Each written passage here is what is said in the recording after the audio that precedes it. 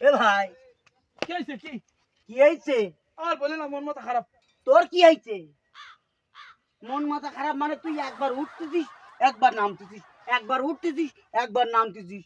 হ্যাঁ, সমস্যা কি? আবার দেখলাম গুনতেছিস। হ্যাঁ, কি হয়েছে? হ্যাঁ, কি?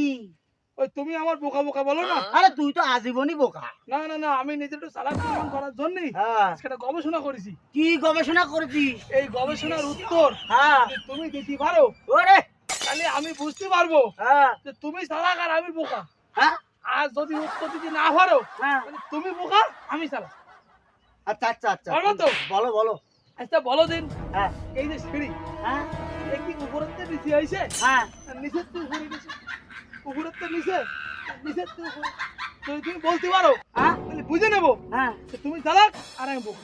বলতে না পারলেই তুমি বোকা আমি চালাক। এক্ষুনি আমার কাছে এসে বল কিরম বড় দেখি।